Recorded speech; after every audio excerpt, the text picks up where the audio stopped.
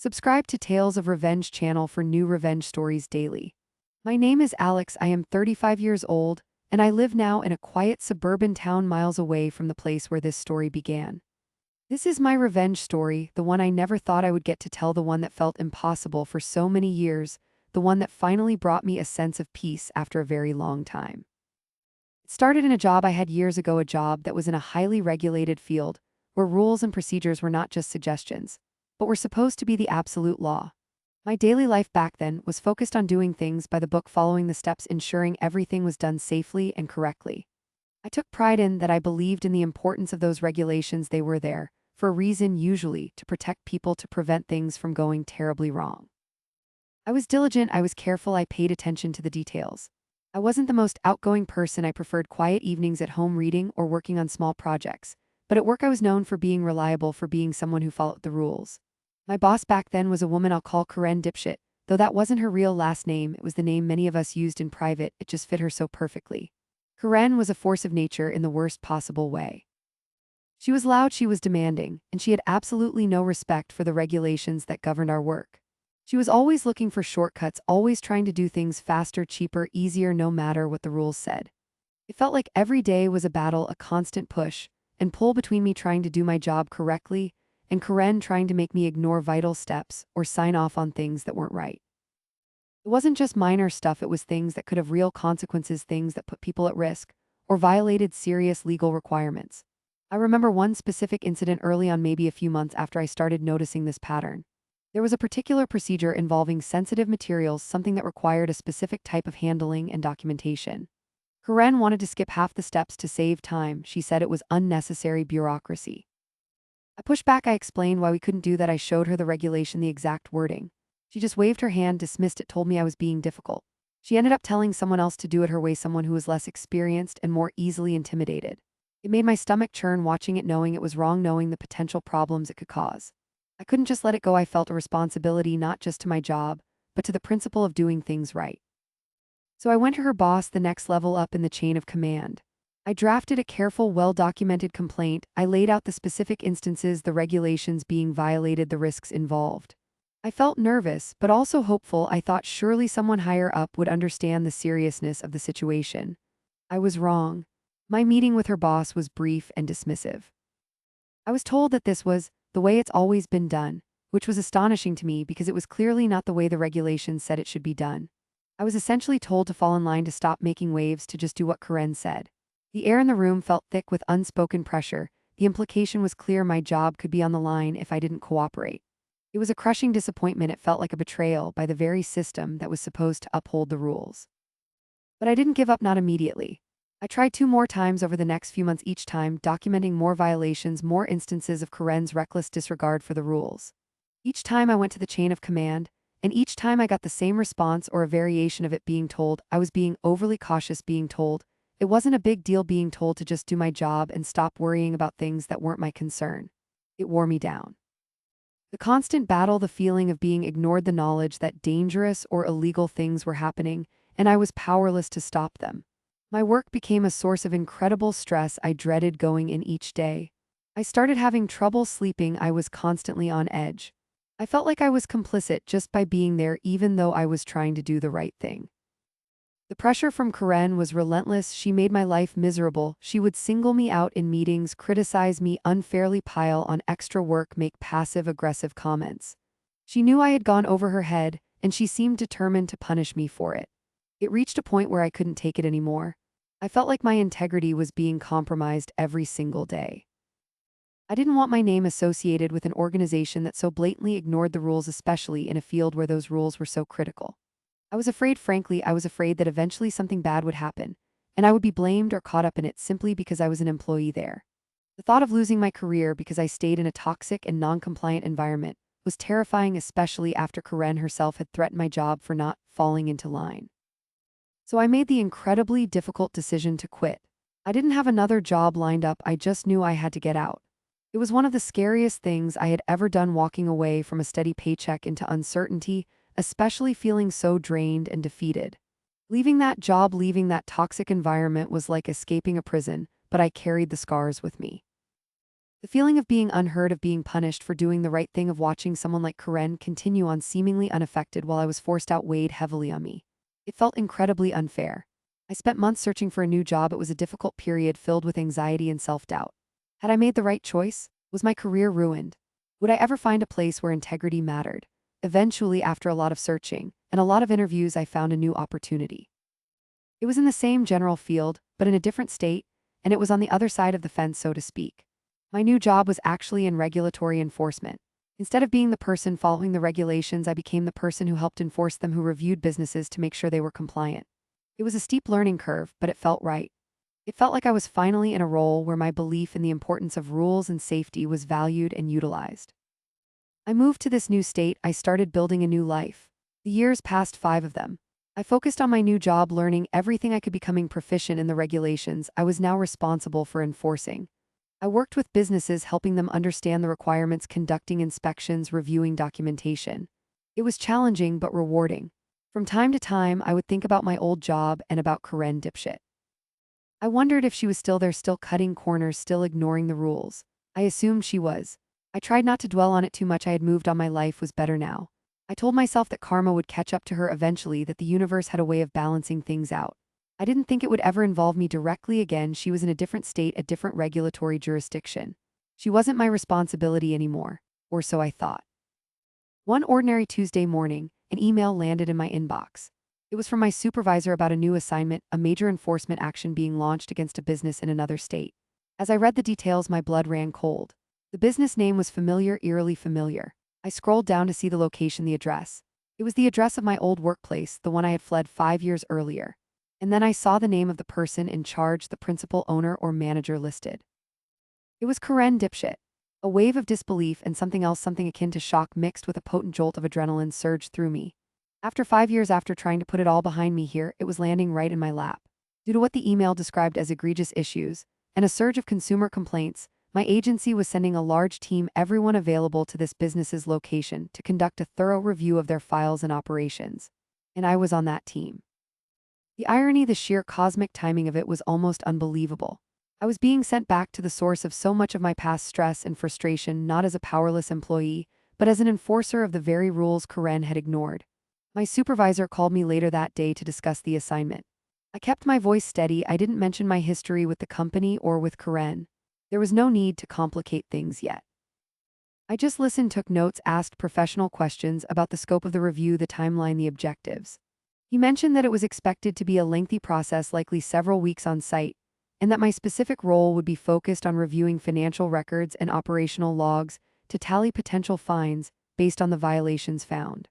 The financial aspect was crucial. Noncompliance often resulted in significant penalties. After the call, I sat at my desk for a long time, just staring at the computer screen. My mind was racing. 5 years. 5 years of building a new career, of finding peace, and now I was going back. Not just back to the place, but back to the person who had made my life so difficult. A part of me felt a knot of anxiety tightening in my stomach, dredging up old feelings of dread associated with that place and that person. But another part of me, a smaller, quieter part, felt a growing sense of something else, something cold and sharp. This wasn't just a random assignment. This felt like fate, or maybe something even more deliberate. This was a chance to see if karma really did exist, a chance to see the consequences of Karen's actions firsthand, a chance to perhaps play a direct role in those consequences. The flight to the other state felt surreal.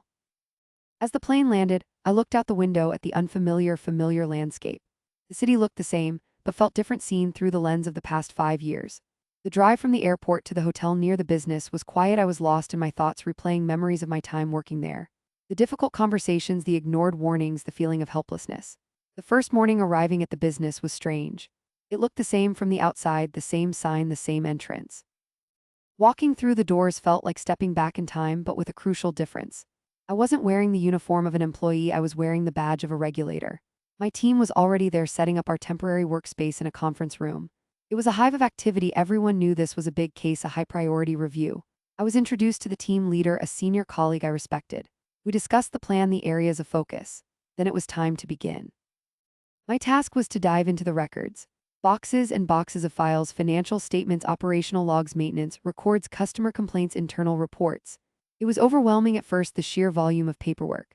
I started sorting, organizing, looking for patterns, for discrepancies, for evidence of noncompliance. Hours turned into days. The conference room became our world, surrounded by stacks of paper and the quiet hum of laptops. And as I dug deeper, as I reviewed the documents from 5 years ago, 4 years ago, 3 years ago, a familiar pattern began to emerge. The same shortcuts Karen had taken back, then the same procedures she had ignored, the same corners she had cut, they were all still there. Documented in black and white, sometimes cleverly concealed, sometimes shockingly blatant. It was like she hadn't learned a thing, hadn't changed her ways at all despite the passage of time, and presumably despite any previous warnings or complaints that might have accumulated over the years. As I found specific instances of noncompliance, I would pull the relevant documents, flag them, make notes. I started comparing them to the regulations as they stood now, and as they stood at the time the actions occurred. It was painstaking work, but there was a strange sense of satisfaction in it. With each violation I found, with each piece of evidence I uncovered, the case against the business and against Karen grew stronger. And then I remembered something. When I had quit 5 years ago, I hadn't just verbally complained. I had put my concerns in writing. I had sent detailed emails and memos to Karen's boss outlining the specific regulatory violations I had witnessed and my concerns about the risks. I had kept copies of those documents. They were buried deep in my personal files, stored away with other papers from that period of my life. That evening, after a long day of sifting through records, I went back to my hotel room. I pulled out my old laptop, the one I had used back then. I dug through the old files, searching for the folder where I had saved those documents. And there they were, a small collection of emails and memos dated 5 years prior, addressed to Karen's then supervisor, clearly detailing the exact types of violations I was now uncovering in the company's current records. It was confirmation, stark, undeniable proof that Karen's disregard for regulations was not a recent development, but a long-standing pattern of behavior that had been brought to the attention of management years ago. I printed copies of these old documents. I felt a chill as I held them in my hands, these pieces of paper that represented my desperate attempts to do the right thing, my warnings that had been ignored. Now they felt like pieces of a puzzle, falling into place, a crucial part of the narrative we were building. The next day I brought the copies with me. I showed them to the team leader. I explained my history with the company briefly, and how these documents corroborated the pattern of violations we were finding in the current records. He read them carefully, his expression serious. He agreed that they were important evidence demonstrating a history of noncompliance and a failure by management to address known issues. This elevated the case significantly. It showed a deliberate and ongoing disregard for regulatory requirements, not just isolated incidents. For the next 3 weeks, I continued my deep dive into the company's records. I was systematic, methodical. I tallied every violation, every missing document, every instance of noncompliance. I calculated the potential fines based on the severity and duration of each violation according to the complex formulas used by my agency. It was like assembling a massive jigsaw puzzle, with each piece adding to the picture of a business that had been operating outside the lines for a very long time. I worked long hours, sometimes late into the night, surrounded by piles of documents. The work was tedious, but the underlying motivation kept me going. This wasn't just a job anymore, this was personal.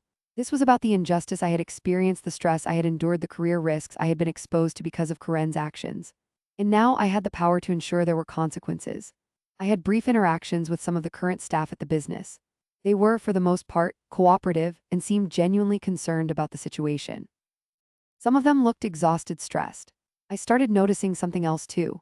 They seemed receptive to the explanations we were giving them about the regulations, about how things were supposed to be done correctly. I realized they had likely been operating under Karen's flawed direction for years, maybe never knowing the right way. One afternoon, I was reviewing a specific set of documents related to a particular procedure, a procedure I knew intimately from my time working there. I noticed the staff member responsible for this area seemed confused, unsure of how to locate some required information. I politely offered to help. I showed them where the information should be stored according to the regulations and explained the purpose behind the procedure steps. Their eyes lit up with understanding.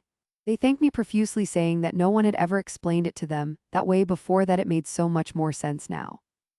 It was a strange feeling standing there in my regulatory capacity, training the staff of my former workplace, explaining the very rules Karen had prevented me from following and enforcing back then. Other team members noticed this too. We started incorporating brief explanations and informal training into our process whenever staff members had questions about the regulations or how things should be done. It wasn't our primary role, we were there to investigate and enforce, but it felt necessary and right. These people were trying to do their jobs and were struggling under the weight of years of mismanagement and noncompliance. They were grateful for the clarity for finally understanding the requirements they were supposed to be meeting. It was surreal training the very people who were now under investigation because their boss hadn't trained them properly in the first place. It was a quiet form of vindication, seeing their appreciation contrasting sharply with Karen's past dismissal of my concerns and knowledge. Meanwhile, I continued building the financial case. The total amount of potential fines was climbing steadily. It was becoming substantial. The egregious nature of the violations, combined with the length of time they had been occurring, meant the financial penalties were going to be severe. I saw documents that showed how Karen had actively concealed noncompliance from external auditors and inspectors over the years. She had developed elaborate methods to make it look like everything was in order while operating far outside the regulatory boundaries. It wasn't just negligence, it was deception. This confirmed everything I had suspected about her, but couldn't prove when I worked there. I felt a cold satisfaction as I documented each instance of her deceit. Every piece of evidence I found, every violation I tallied, every fine I calculated felt like a small step towards balancing the scales. It wasn't just about punishing Karen, it was about upholding the importance of the regulations, the safety and standards they were designed to protect. It was about validating the concerns I had raised years ago and were so casually dismissed. The investigation was nearing its conclusion. We had gathered a mountain of evidence. My calculation of the potential fines was complete, and it was a staggering number. This wasn't just a slap on the wrist, this had the potential to significantly impact the future of the business and Karen's role in it. I prepared my section of the final report detailing the financial findings and linking them to the specific regulatory violations. I included the copies of my old complaints as evidence of the long-standing nature of the problems. Everything was meticulous, everything was documented, everything was ready.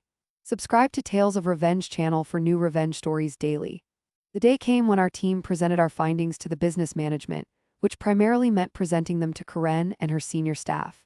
We sat in the same conference room where we had worked for weeks, now cleaned up, the files neatly organized and summarized in binders and presentations. Karen was there. She looked older, perhaps more stressed than I remembered. She didn't seem to recognize me at first, or perhaps she pretended not to. I maintained a professional demeanor. I was here as a regulator doing my job, nothing more, nothing less, outwardly at least. The presentation was delivered calmly, professionally. We laid out the violations, the evidence, the regulatory requirements that had been ignored. My section focused on the financial impact, the potential fines. I presented the numbers clearly, backing each one up with documentation from their own records. As the presentation went on, I watched Karen's face. The initial pretense of calm slowly crumbled, replaced by a look of disbelief, then anger, then something that might have been fear. She tried to interrupt, to argue, to deflect blame, but the evidence was overwhelming.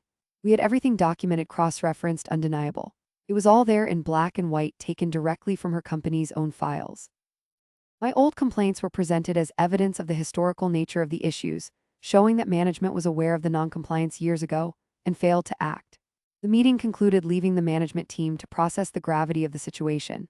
The potential fines alone were devastating, but the regulatory consequences could be even more severe, potentially impacting their license to operate. It wasn't a matter of if they would face consequences, but how severe those consequences would be. After the meeting, back in our temporary office space, the team felt a sense of accomplishment. It had been a difficult and exhaustive investigation, but we had done our job thoroughly and effectively. My role in tallying the fines and providing the historical context from my own experience felt particularly impactful. Walking out of that building for the last time felt completely different than walking out 5 years earlier.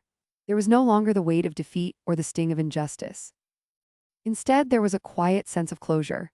I had returned not as a victim of the system, but as an agent of its enforcement.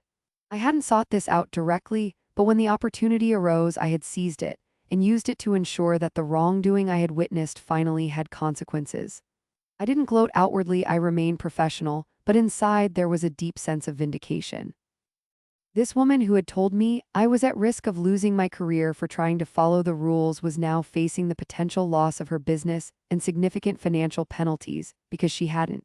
It was a powerful reversal of fortune. The most satisfying part, perhaps, was not just seeing Karen face consequences, but the interactions I had had with her staff. Training them, showing them the correct way, explaining the regulations, seeing their gratitude for finally understanding how to do their jobs properly felt like mending something that had been broken for years.